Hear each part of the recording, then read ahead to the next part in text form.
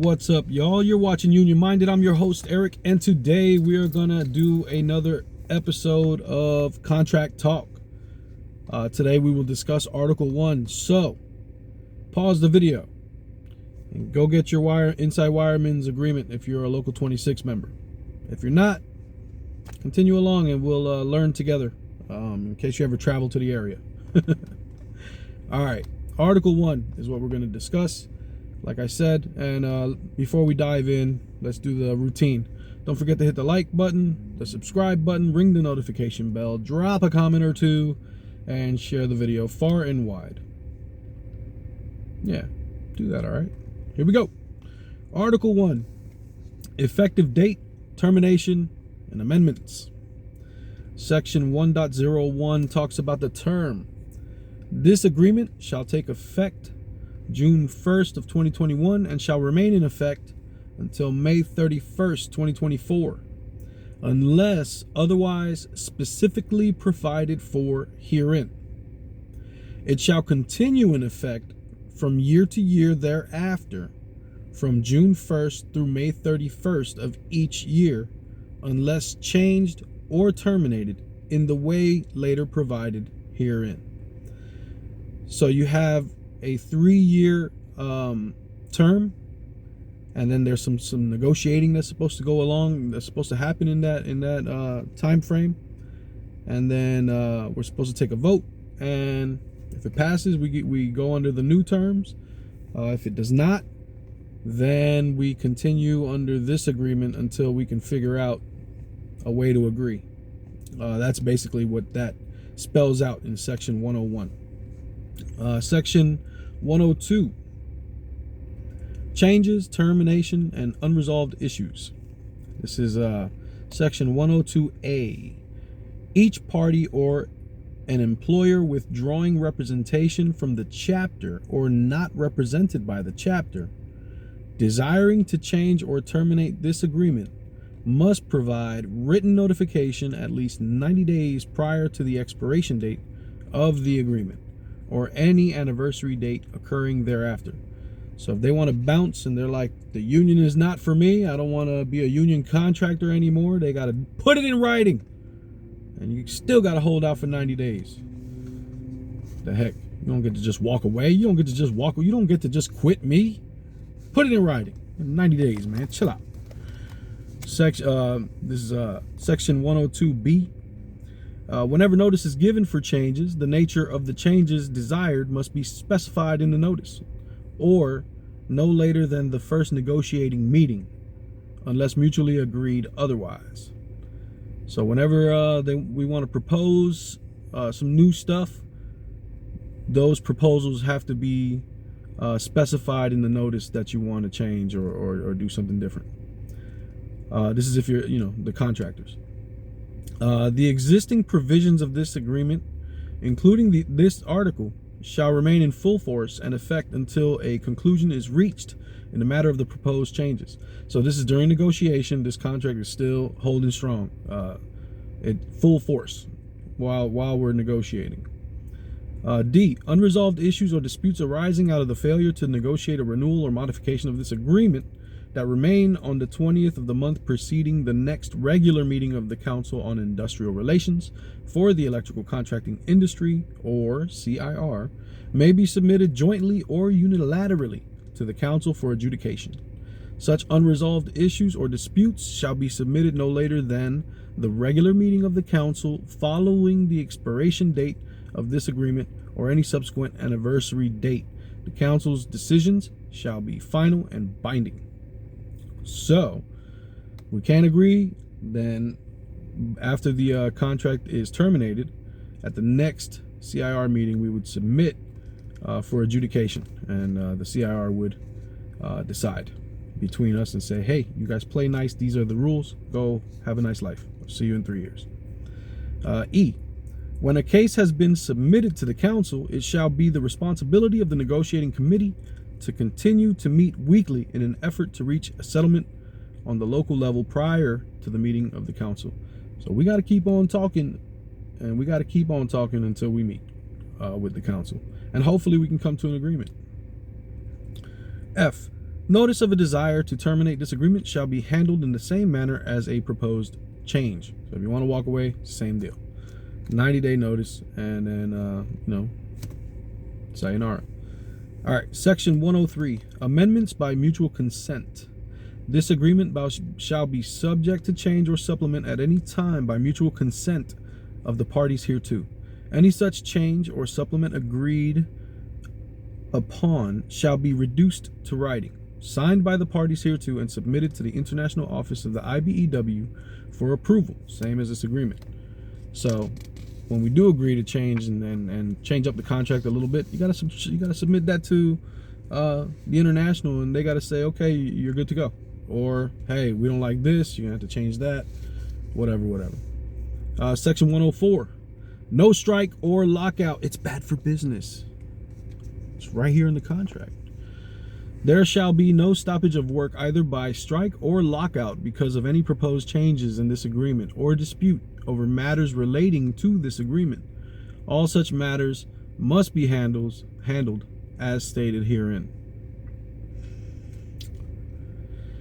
Well, one thing that I always say is that withholding your labor is really the only weapon you have, and it's noticeable that we have a no strike clause in our contract. It's one of those things that I would like to see removed.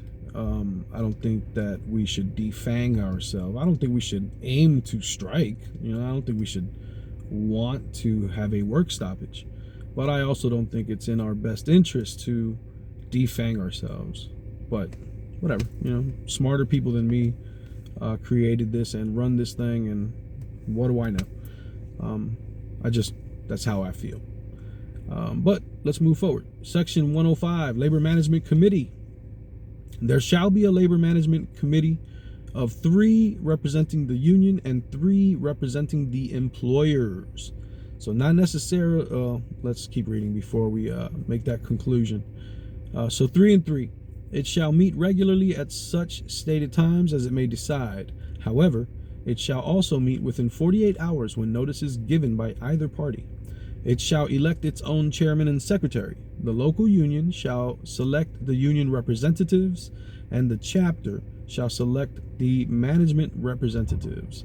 So the local union 26 will select the representatives on the Labor Management Committee that will be representing the union, and NECA will select the management representatives, which would be from the employer side. Section 106, grievances. All grievances or questions in dispute shall be adjusted by the duly authorized representative of each of the parties to this agreement. In the event that these two are unable to adjust any matter within 48 hours, they shall refer the same to the Labor Management Committee. So all grievances or questions in dispute shall be adjusted by the duly authorized representative of each of the parties to this agreement.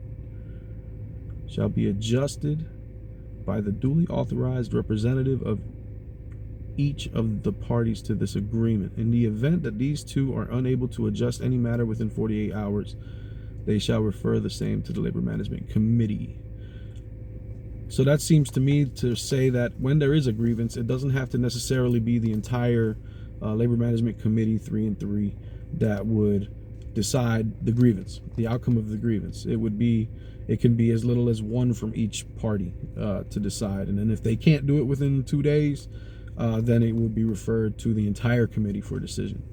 Now, Section 107 tells us about the committee's decisions. All matters coming before the Labor Management Committee shall be decided by a majority vote. 4 members of the committee, 2 from each side, shall be a quorum for the transaction of business, but each party shall have the right to cast the full vote of its membership and shall be counted as though they were present and voting. The committee's decisions shall be final and binding on both parties hereto. So, minimum of 4 members, 2 from each side equals a quorum, and those 2 have the full voting power of the 3 and 3. All right. Section 108, CIR. Should the Labor Management Committee fail to agree or to adjust any matter, Such shall then be referred to the Council on Industrial Relations for the electrical contracting industry for adjudication. The council's decisions shall be final and binding. That's talking about sending it to CRR again. Section 109, pending adjustment. When any matter in dispute has been referred to conciliation or arbitration for adjustment, the provisions and conditions prevailing prior to the time such matters arose shall not be changed or abrogated until agreement has been reached or a ruling has been made. So while there's a grievance going on, while there's a while it's going to CIR, all that other stuff, while these things are happening, nothing changes until the agreement is made. We still ride the same way as if this contract is the only thing that matters. Section 1.10, grievance notification. Grievances or questions in dispute shall be filed with the duly authorized representative within 15 days of the event or within 15 days of the grievant becoming aware of the event. So if you feel you have a grievance, you've got 15 days to file it with the local union. You got 15 days with the authorized representative, business agent of the local union. If you do it after 15 days, it's almost like it doesn't even count. Actually, it is like it doesn't count. Now, you've done your part, you filed your grievance, you've done it within 15 days, you've got your paperwork, everything's good to go, right? Now, any grievance not brought to the attention of the responsible opposite party to this agreement in writing within 21 days of the event or grievant becoming aware of the event shall be deemed no longer to exist. So you've done your part. Let's say you got it there on day 15, whatever. You've done your part. Now, that business agent has until 21 days from the date of the event to let the other party, to let the contractor know that, there's a grievance filed against them for it to be official and to go through the process. And so keep in mind, 15 days is on you, 21 days total to let the employer know in writing from the hall that, hey, there's a grievance against you. It's important to remember that. And that concludes Article 1. Wasn't a very long article, but it talks about the negotiations. It talks about the contract being binding. It tells us that we can't strike. And it talks about grievances and how the time frame you have for when you file a grievance. So all very important stuff you find in Article 1 of your Inside Wireman Agreement if you're a member of Local 26. It's important to read through your contract, to carry it with you, to know it, so that you understand your rights. This is your contract. These are your rights, and you should know them.